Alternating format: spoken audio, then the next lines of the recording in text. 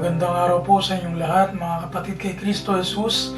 Isa na naman pong pagkakataon ang binigay sa atin ng Panginoon upang tayo po ay makapakinig ng Kanyang salita.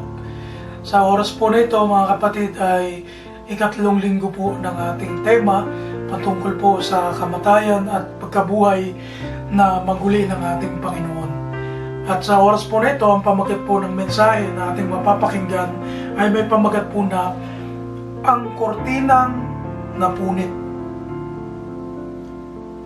Mga kapatid, sa oras po na ito, pag-uusapan po natin ang significance ng kurtina na nahati nung si Kristo po ay namatay sa krus.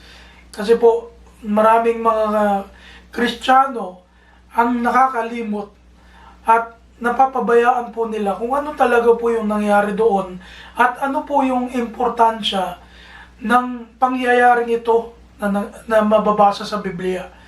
Kaya pag-usapan po natin yung tabing na tinatawag o kortina sa templo nung panahon po na si Kristo ay namatay sa krus.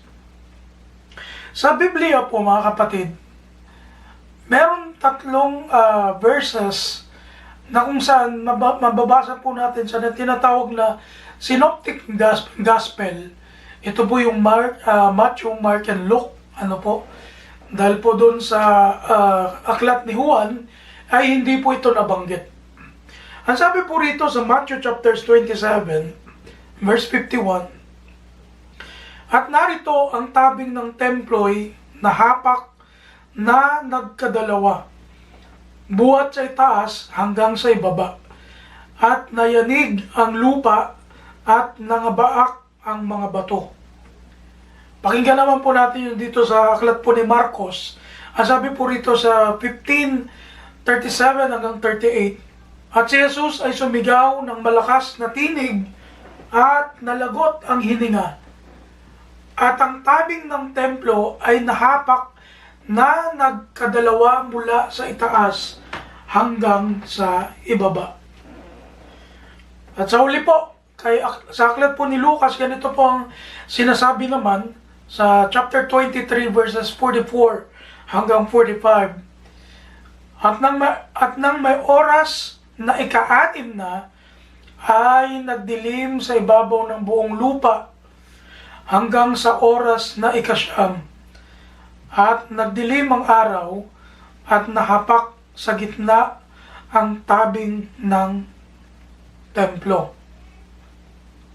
Ngayon, bago po tayo magpatuloy, mga kapatid, gusto ko po explain sa inyo kung ano pong description po nitong tabing na ito o yung kurtina na tinatawag. Ito po ba ay parang karaniwan lang na kurtina na parang nakikita po natin sa ating mga bahay o sa mga napupuntahan po nating mga lugar? Tingnan po natin.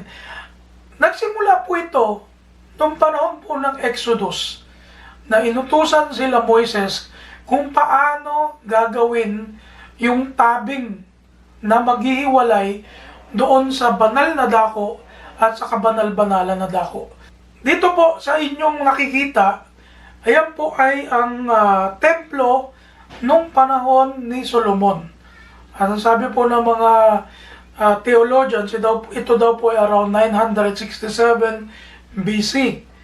At ito po ay makikita natin dyan, ito lang po ay illustration, hindi po ito yung actual na templo. Pero para mabigyan po tayo ng idea, ito po yung itsura ng templo, na kung saan makikita po natin sa loob na talagang purong ginto, ang ginamit ni Solomon sa pagtatayo ng templo. At mababasa po natin ito sa aklat po ng Unang Hari, sa chapter 6, verses 1 hanggang 2, ang sabi po rito, at nangyari ng ika-480 taon, pagkatapos ng mga anak ni Israel ay nangakalabas sa lupain ng Ehipto, ayan, pinasimulan po yung bahay ng Panginoon o yung templo ng Panginoon 480 years pagkatapos po nilang lumabas sa Egypt. Ano? At ang sabi rito, at ang bahay na ito ay tinayo ng Haring Solomon ukol sa Panginoon. Ayan, nakita po natin. Kung babasahin nyo po yung buong chapter ng 6 ng First King, makikita po natin doon yung detalye kung paano po ginawa yung templo. At kung ano yung mga materyales, ano yung mga sukat. Ayan, makikita nyo po yun doon sa chapter 6. Kaya basahin nyo na lang po kung gusto nyo pong basahin ito para mas malinaw sa atin. At alam nyo po kung gaano katagal natapos yung templo na pinatayo kay Solomon. Ito po ay natapos sa loob ng 7 taon.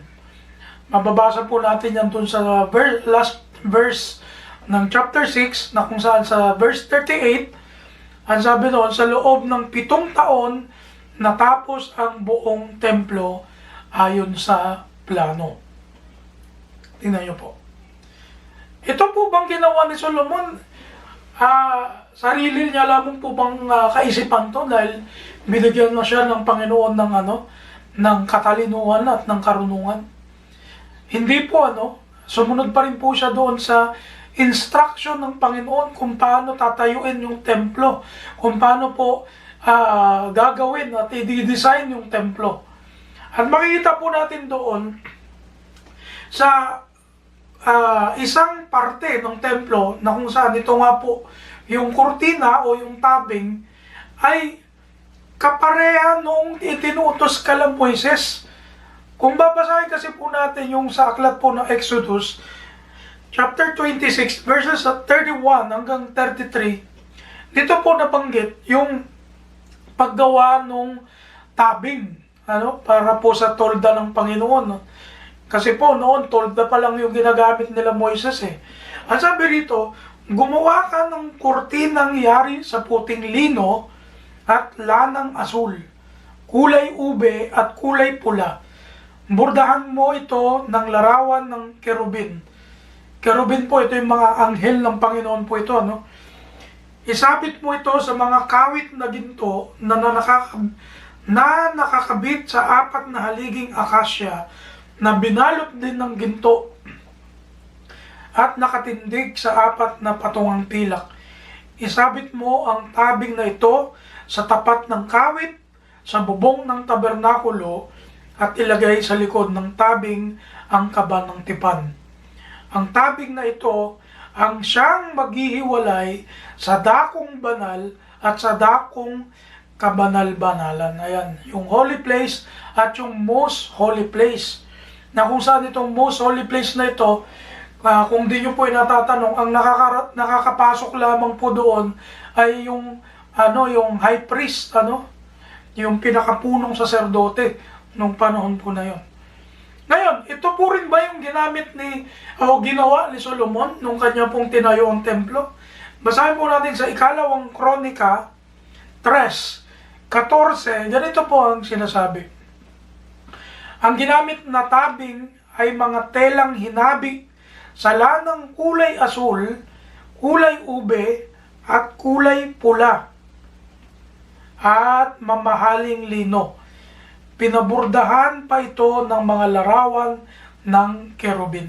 Ayan, so makikita po natin na itong kurtina na to o yung tabing na tinatawag, kapareho po doon sa ginawa nung panahon nila Moises.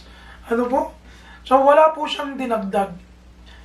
Pero alam niyo po, sa panahon ni Haring Herodes, nung kanya pong in-expand o pinalaki at talagang nirenovate niya po yung templo nung panahon ng around 20 to 19 BC, ay meron pong mga historian na nagsasabi na dinagdagan ni Herodes yung laki ng tabing na yon.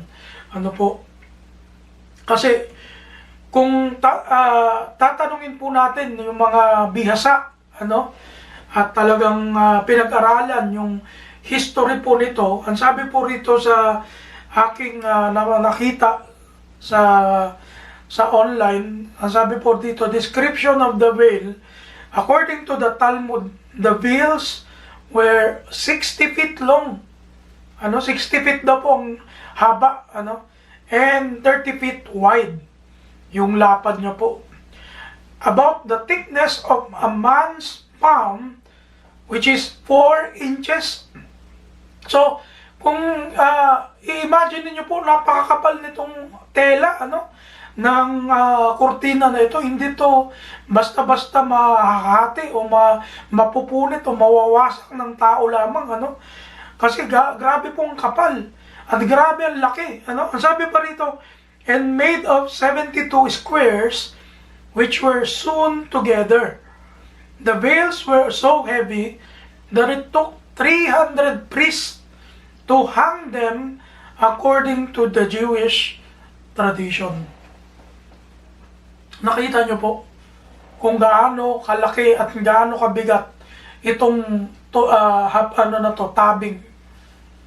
Subalit, nung namatay si Christ, nahapak po siya sa gitna, mula taas hanggang baba, at nahati siya sa dalawa. Ganun po, katindi yung nangyari nung ito po ay naganap nung kamatayan ng ating Panginoong Hesus. Kaya po hindi ito basta-basta. Extraordinary po ito sa panahon, sa mga tao sa panahon po ni Christ na nakasaksi nung nangyari po yun sa templo. Kasi hindi lamang po yun ang nahati, talagang nagbiyakan po yung mga bato. Sabi ron, nagbaakan yung mga bato. Kung tayo po gagamitin natin yung ating imagination, talagang ibang klase po ito. Hindi po ito ordinaryong pagkakataon lamang. Baka kasi sabihin natin na nagkataon lang na lumindol o humangin ng malakas. Pero hindi po, dahil sa kapal po nitong topping na ito, hindi po ito basta-basta mahahati ng malalakas lang na hangin, Ngayon, nakita po natin yung description, nakita natin yung background nitong tabing na ito. Ano naman sa atin? Ano ba ang halaga sa atin ng kurtinang napunit? Meron po ba itong implikasyon sa atin? Meron po ba tayong dapat matutunan sa bagay po na ito? Bakit ito nabanggit sa Biblia? Bibigyan ko po kayo, mga kapatid, ng dalawang mahalagang bagay, dalawang mahalagang puntos, upang mas lalo po nating ma-appreciate yung pangyayaring ito at hindi lamang po mauwi sa istorya na bahagi ng kamatayan ng Panginoon. Number 1, ang sabi ko po rito, ito po ay may kahalagahan sa ating mga buhay dahil ito po ay nagre-representa ng bago at buhay na daan. Sa aklat po ng Hebreo, Kapitulo 10, mga talatang 19 hanggang 20, nabanggit po ang ganito. Mga kapatid, yamang may kalayaan niyang makapasok sa dakong banal sa pamamagitan ng dugo ni Jesus, sa pamamagitan ng daang bago at buhay na kanyang itinalaga sa atin, sa pamamagitan ng tabing sa makatuwid bagay sa kanyang laman. Yung sumulat po ng aklat ng Hebreo, inahilintulad niya po yung katawan ni Kristo bilang siya po yung nahati na tabing. Siya po yung nahati na tabing. At dahil doon sa kamatayan ni Christ, ang sabi rito, nagkaroon tayo ng bago at buhay na daan. Bakit po? Kasi po yung lumang daan, yung dating daan, pinawi na po yun. Sino walang bahala na po ng Diyos. Dahil po, sa pamamagitan ni Kristo, nagkaroon po tayo ng bagong pagkakataon. At siya po yun. Siya ang gumawa nun para sa atin. Wala po tayong ginawa para sa sarili nating kaligtasan, kundi ang Panginoon ang nagsakripisyo ng kanyang buhay para po sa atin, upang tayo po ay matubos at maligtas sa pamamagitan ng kanyang kamatayan sa krus. Kaya po, ang sabi rito, meron na tayong kalayaan makapasok doon sa most holy place. Hindi katulad nung panahon niya, bago siya namatay, ang nakakapasok lamang po doon, yung high priest. Pero dahil po sa kamatayan ni Christ, nahati yung tabing na yon at lahat tayo pwede na pong pumasok. Wala pong pinipili ang Diyos. Lahat po tayong tao pwede nang pumasok dahil sa biyaya ng ating Panginoon. John chapter 14 verse 6, sabi rito, "Ako ang daan at ang katotohanan at ang buhay. Sino man ay di makaparoroon sa Ama, kundi sa pamamagitan ko." Grabe po ang ginawa ng Panginoon sa atin, na hindi natin lubos maisip at kulang ang pasasalamat sa lahat po ng ginawa ng ating Panginoon. Kaya po, nakakalungkot kasi merong mga Kristiyano sa panahon natin ngayon na parang binabaliwala po nila yung sakripisyo ng ating Panginoon. Na parang walang halaga sa kanila yung ginawa ng Panginoon na kaligtasan para sa ating lahat ng mga tao. Yung ibang mga tao, nire-reject pa po nila ang Panginoon. Bagamat wala namang pong pinipili ang Panginoon na pumasok doon sa tabing na yon, na hinapak niya. Wala namang pong pinipili ang Panginoon na pumasok doon sa daan na yon na patungo sa kaligtasan. Galatians chapter 3 verse 26 hanggang 28, ang sabi rito, "Sapagkat kayong lahat ay mga anak ng Diyos sa pamamagitan ng pananampalataya kay Kristo Jesus. Sapagkat ang lahat na sa inyo ay binautismuhan kay Kristo, ay ibinihis si Kristo. Walang magiging Hudyo o Griego man, walang magiging alipin o malaya man, walang magiging lalaki o babae man, sapagkat kayong lahat ay iisa kay Kristo Jesus." Tingnan niyo po. Kaya pag tayo na kay Kristo na, wala na pong alipin, wala nang malaya, wala nang pagkakaiba tayo sa Panginoon. Pantay-pantay na po tayo eh. Ganyan po yung sinasabi rito, iisa na po tayo kay Kristo. Kaya, hindi lamang po tayo malaya, hindi lamang po tinanggal ng Panginoon yung barrier between human and God. Bagkus, binigyan rin po tayo ng pantay na pagtingin, pantay na pagmamahal sa harapan ng ating Panginoon. Hindi po ba napakagandang balita yan sa atin, mga tao? Hindi po ba napakasarap isipin na sa kabila ng ating mga kasalanan, sa kabila ng ating mga kahinaan, merong Kristo na namatay para sa atin at gumawa ng daan para makatawag po tayo ng Ama sa kanyang Ama sa langit. Ephesians chapter 2 verses 18 hanggang 19, ang sabi po rito, "Sapagkat sa pamamagitan niya, tayo'y may pagpasok sa isang espiritu rin sa Ama.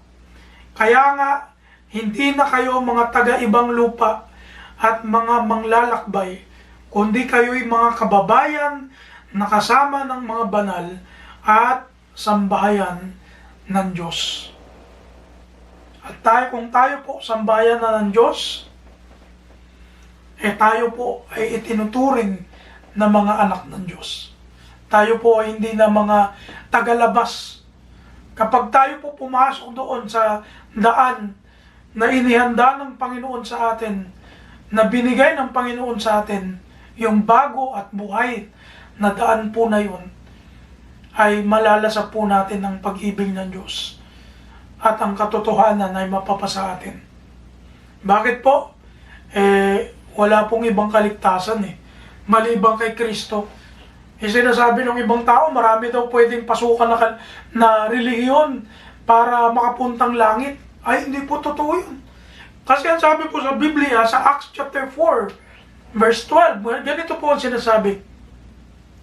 At sa kanino mang iba ay walang kaligtasan, sapagkat walang ibang pangalan sa silong ng langit na ibinigay sa mga tao na sukat nating ikaligtas.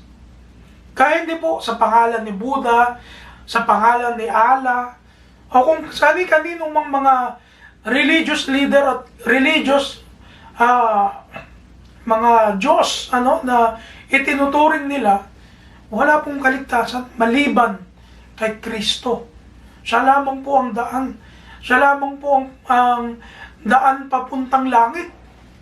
Kung hindi po tayo dadaan sa Kanya, wala po tayong kaligtasan. Wala po tayong matatamong pangako ng Diyos sa atin. Alam niyo po sa Biblia, winariningan na po tayo ng Panginoon. Acts chapter 17 verse 30, ang sabi po rito, ang mga panahon ng kahangalan ay pinalipas na nga ng Diyos. Datapwat ngayon ipinag-uutos niya sa mga tao na magsisi silang lahat sa lahat ng dako. Yun noong mga unang panahon na hindi pa bumaba si Kristo, ayan, ang dami namang gumagawa ng sarili ng Diyos. Ang tawag po doon ng Panginoon, kahangalan. Kasi po, hindi naman lahat ng tao sa mundo alam yung Diyos ni Abraham, Diyos ni Isaac, at Diyos ni Jacob nung panahon po ng Old Testament. Siyempre, marami dyan. Halimbawa, yung mga tribo-tribo, hindi naman alam yung talagang tunay na Diyos. Kaya sabi rito, ang mga panahon ng kahangalan ay pinalipas na nga ng Diyos. Talagang pinagbigyan na lang sila ng Panginoon. Sige, total, hindi nyo pa naman kilala talaga yung tamang turo, tamang kaligtasan. Pero sabi dito, datapuat ngayon, ipinag-uutos niya sa mga tao na magsisi silang lahat sa lahat ng dako. Kailan yung ngayon, nung si Kristo po ay namatay at nabuhay para sa ating lahat. Yun po ang ipinangangaral natin, yun po ang tinitindigan natin, kaya po ginagawa natin ito ngayon. Kaya po tayo nakikinig, nagbabasa at tumutuklas ng salita ng Diyos upang hindi lamang po tayo ang makaunawa, kundi maibahagi din natin to sa iba, lalong higit sa mga mahal natin sa buhay na wala pa sa Panginoon. Bakit po? Natatapos lang po ba doon sa pagsisisi? Yun lamang po ba ang gusto ng Panginoon na mangyari? Doon sa bago at buhay na daan na ginawa niya? Pagsisisi lamang po ba ang mangyayari na dapat nating gawin? Tuloy po natin sa aklat din po ng Acts chapter 2 verse 38. Ang sabi rito, at sinabi sa kanila ni Pedro, magsisi kayo. Pagkatapos po ng pagsisisi, meron pa pong gagawin. Ano po yun? Ang sabi dito, at magbautismo ang bawat isa sa inyo sa pangalan ni Jesucristo sa ikapagpapatawad ng inyong mga kasalanan at tatanggapin nyo ang kaloob ng Espiritu Santo. Kung gusto po nating mapatawad ng Diyos, kung gusto po nating makasama sa pamilya ng Diyos, magsisi po tayo at magpabautismo at magpatuloy sa paglakad po doon sa daan na binigay sa atin ng Panginoon. Hindi lamang po nagtatapos sa pagsisisi ang kaligtasan na pinrograma ng Diyos sa atin. Hindi lamang po doon nagtatapos. Kailangan po magpapabautismo sa pangalan ni Kristo sa ikapagpapatawad ng ating mga kasalanan, sabi ni Apostol Pedro. Ano pa? Ano bang gagawin? Pagkatapos po na, nagpabautismo ka na,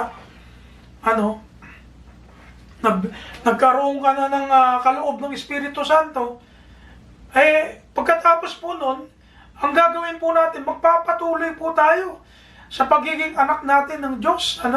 Kasi pag tayo po ay binigyan na ng kaloob ng Espiritu Santo, nagsisi na tayo, nagpabautismo tayo, itinuturing na po tayo na anak ng Diyos, sa pamamagitan po ni Kristo. Hindi na po tayo mga tagalabas. Po. Ngayon, doon po ba nagtatapos? Pag tayo po ba ay anak ng Diyos, tapos na, okay na tayo? Hindi po, kailangan magpapatuloy po tayo. Kailangan po, ipapamuhay natin si Kristo. Kailangan po, nakikita si Kristo sa atin, sa ating pamumuhay.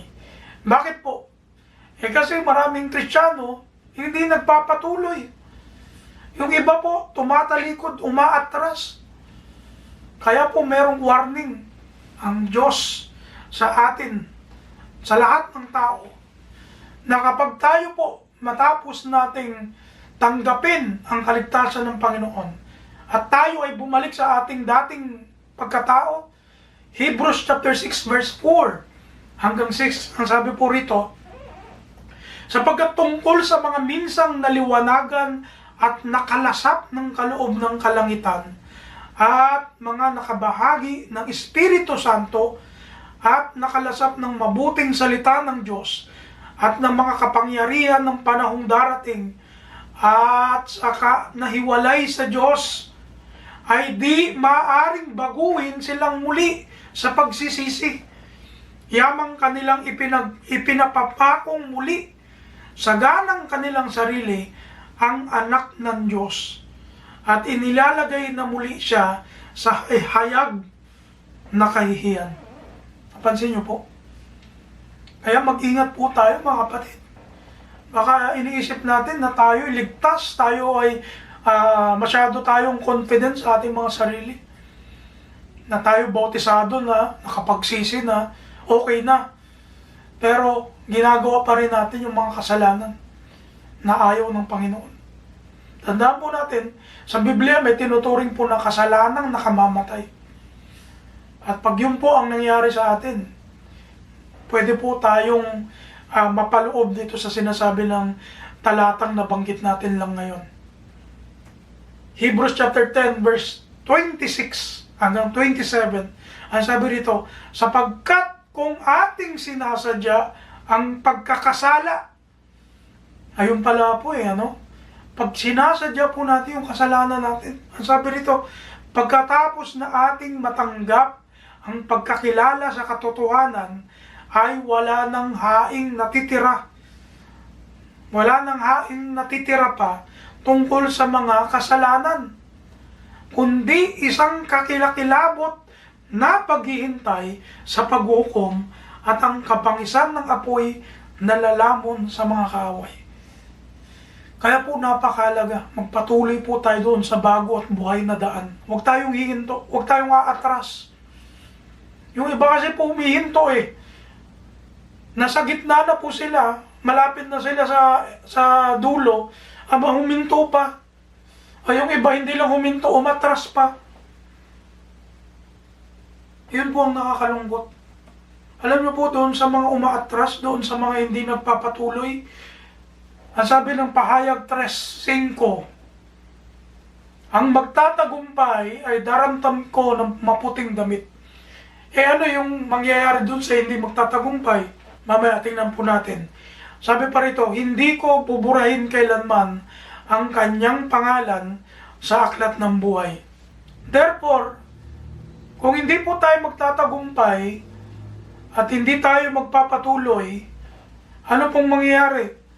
Buburahin ng Panginoon ang pangalan natin sa aklat ng buhay. Kung yung mga magtatagumpay, sabi nito, hindi ko kayo buburahin kailanman sa aklat ng buhay. Eto sa hindi magtatagumpay po mga kapatid, binubura po ng Diyos yung pangalan nila sa aklat ng buhay. Totoo po ba ito? Meron pong kaparehong talata ito sa Biblia, actually sa Old Testament pa. Sa Exodus chapter 32 verse 33, ang sabi nito, sumagot ang Panginoon kay Moises, kung sino ang nagkasala sa akin, ang pangalan niya ang buburahin ko sa aklat ko. Nakita po natin? Ang Panginoon, ang bubura po yan ng pangalan sa book of life niya. Kasi po, tayong mga tao, Ako po, ganito po kasi yung conviction ko dyan eh. Tayo pong mga tao, pag tayo pinanganak sa mundo, yung pangalan po natin nandun sa aklat niya eh. Sa aklat ng buhay. Kasi po, ang sinasabi sa Revelation, yung mga taong mapupunta sa dagat-dagatang apoy, yun yung mga taong hindi nakasulat ang pangalan sa aklat ng buhay. Kaya po tayo, pag tayo po ipinanganak sa mundo, yung ating pangalan, nilalagay po yan ng Panginoon doon sa aklat ng buhay niya. Pero, kapag tayo po, nireject natin ng Panginoon, talagang nabuhay tayo sa kasalanan, at talagang hindi natin tinanggap si Kristo, tinatanggal ng Panginoon yung ating pangalan doon sa aklat ng buhay. Binubura niya. Sa English nga po, ang sabi doon, blot out. Talagang tinatanggal. Kaya mag-ingat po tayo mga kapatid, baka masyado tayong pakampante sa ating mga sarili. Mag-ingat po tayo. Dagdagan po natin ang ating pananampalataya ng gawa na nakabase sa salita ni Kristo, sa mga utos ni Kristo. Pangalawa, mga kapatid. Mga kapatid, na representasyon ng pagkahati nung tabing. Ito po ay nagre-represent sa pagkakaroon po natin ng relasyon sa Diyos. Romans chapter 8 verse 15, ganito po ang sinasabi, sapagkat hindi ninyo muling tinanggap ang espiritu ng pagkaalipin sa ikatatakot. Datapwat, tinanggap ninyo ang espiritu ng pagkukupkop na dahil dito'y sumisigaw tayo, Aba, Ama. Yung Aba kasi po yan, ano po yan yung Hebrew word ng Ama, Aba, ayan, Aba. Dahil daw po, sa tayo ay sinakop o kinupkop ng Panginoon dahil sa pamagitan po ng Panginoong Hesus. Nakakatawag na po tayo ng Ama sa kanyang Ama. Kasi po nung panahon na hindi pa namamatay si Christ, ay hindi pa tayo po, wala pa tayong relasyon sa Diyos. Wala pa tayong relasyon sa Ama niya. Actually, patay nga tayo sa harapan ng Diyos dahil sa ating mga kasalanan, nung hindi pa tayo tumatanggap sa Panginoong Jesucristo. Pero dahil kay Christ, nakakatawag po tayo ng Ama sa kanyang Ama. Ano po ibig sabihin po nun? Nagkaroon po tayo ng relasyon sa Diyos. Nagkaroon po tayo ng intimate relationship sa ating Ama na nasa langit. Kaya po pag nagpe-pray na tayo, hindi na po kung ano-anong tawag natin sa Diyos, kundi ayon sa turo ng ating Panginoong Hesus. Sabi niya, ganito kayong manalangin, Ama, Ama namin na nasa langit. Pwede na po tayong tumawag na Ama dahil kay Christ. Dahil po sa kanyang kamatayan sa krus. Dahil doon sa kurtina na nahati mula taas hanggang baba. Maliwanag na po natin nakikita ang katotohanan. Hindi na po tayo katulad ng panahon na may tabing pa ang templo. Hindi po nila nakikita yung most holy place. Ang nakikita lang nila yung labas ng templo. Kasi kahit yung holy place, ang nakakapasok lamang po doon. Ang nakakapasok lamang po doon, mga kapatid, ay yung mga saserdote. Kung hindi ka saserdote, hindi ka pwede papasok doon. Kung hindi ka priest, hindi ka pwede pumasok doon sa holy place na yun. Ano po? Kaya, napakalaki, ng epekto nung ginawa ng Panginoon sa ating mga buhay. Na ngayon, hindi lamang po tayo simpleng mga tao, bagkus tayo po ay pwedeng magkaroon ng relasyon sa Diyos. Hindi lamang po kay Kristo, kundi yung sa Ama niya na nasa langit. Sa pamagitan po ng kamatayan at sakripisyo ng Panginoon, nakakatawag po tayo ng Ama sa ating Diyos Ama na nasa langit.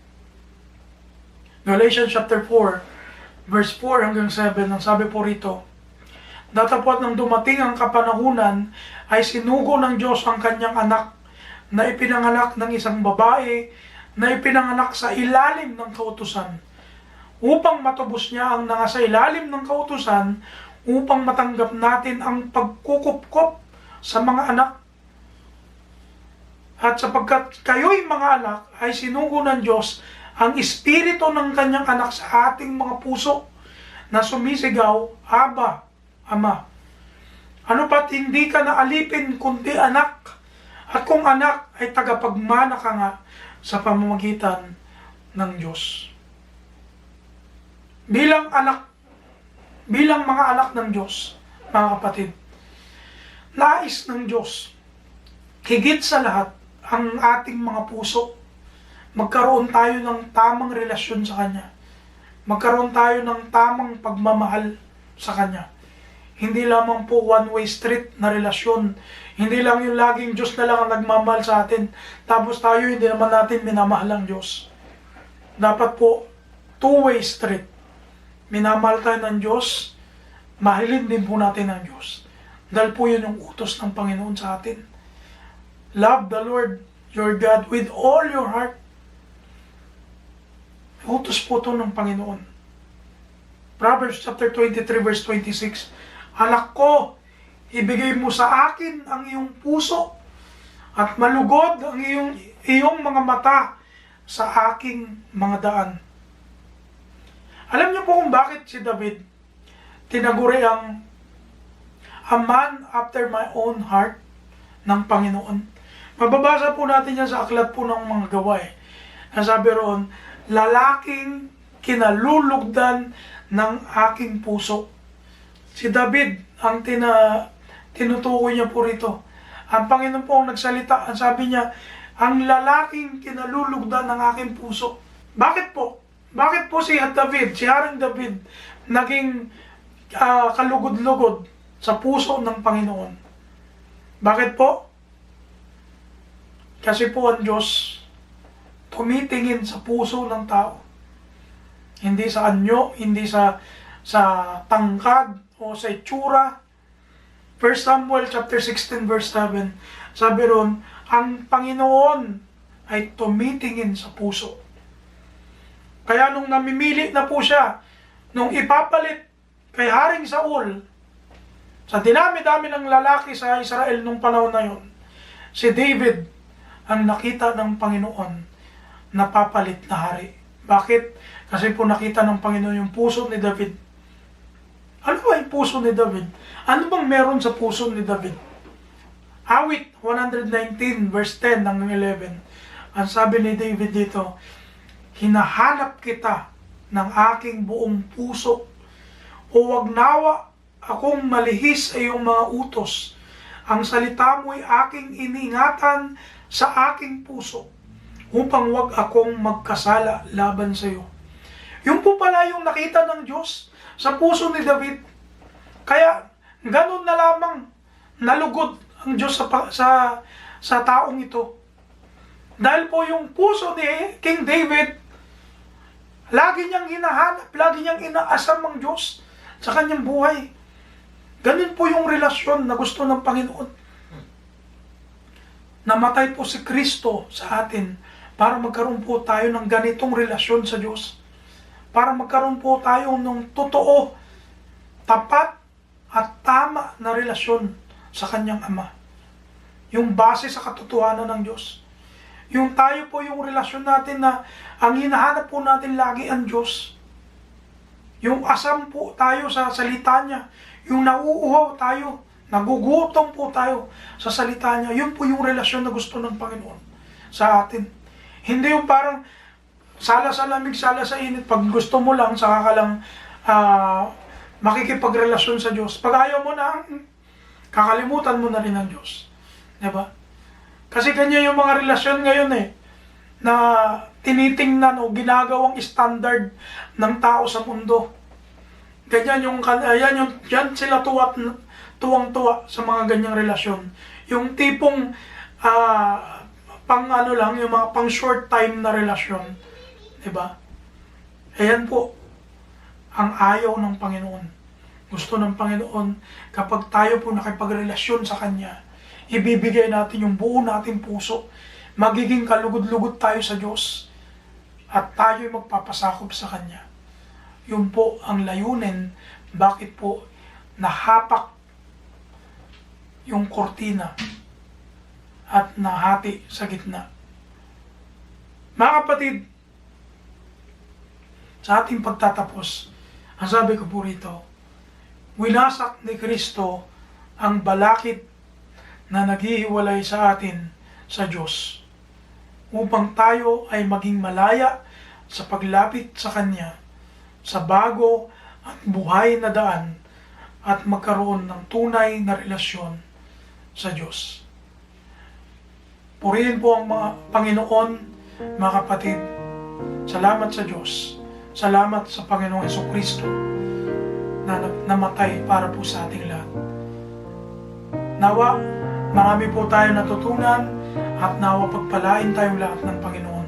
Magkita-kita po tayo sa susunod na linggo at ang pagkapayapaan po ng Panginoon ay sumating lahat. God bless po.